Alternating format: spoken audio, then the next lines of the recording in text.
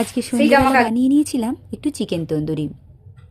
সেটা বানানোর জন্য প্রথমে একটু দই নিয়েছি, তার মধ্যে একটু জিরে গুঁড়ো, একটু ধনে গুঁড়ো, অল্প একটু লঙ্কা গুঁড়ো দিয়েছি, তন্দুরি মশলা দিয়ে ভালো করে মিশিয়ে নিয়ে সেটা আগে থেকে ধুয়ে রেখেছিলাম যে চিকেনটা, তার উপরে একটু আদা রসুনের পেস্ট দিয়ে ওই দইয়ের পেস্টটাও দিয়ে দিলাম, দিয়ে ভালো করে মাখিয়ে রেখে দিয়েছিলাম সকালবেলায়। সেটা সন্ধেবেলা তন্দুরি করব বলে। বছরের শেষ দিন, সকলেই যে যার মতো করে আনন্দ করে কাটাচ্ছে। আমিও তাই আজকে বাড়িতেই একটু চিকেন তন্দুরি বানাবো বলে ঠিক করেছিলাম, তাই সকাল থেকে তার প্রিপারেশন নিয়ে রেখেছি। তারপরে এয়ার ফ্রায়ারে সেটা দিয়ে দিলাম। সন্ধেবেলা একটু স্যুপও বানিয়েছিলাম, টমেটো স্যুপ। স্যুপের সাথে এই তন্দুরিটা খেতে বেশ ভালো লাগবে, তাই জন্যই এটা বানিয়েছি। আমার ছেলেও ভীষণ ভালোবাসে, আর তার বাবাও স্যুপ খেতে ভীষণ পছন্দ করে।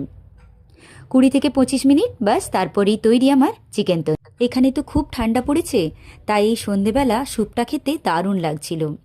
বাইরে এত ঠান্ডা, আর ঘরের মধ্যে এরকম গরম গরম স্যুপ খেতে বেশ ভালো লাগলো। বছরের শেষ দিন, সবাই তো নিজের মতো করে আনন্দ করে কাটাবে। তারপরে 12টার সময় সবাইকে উইশ হ্যাপি নিউ ইয়ার, তাই না? যাই হোক, আজ এ পর্যন্তই। টাটা।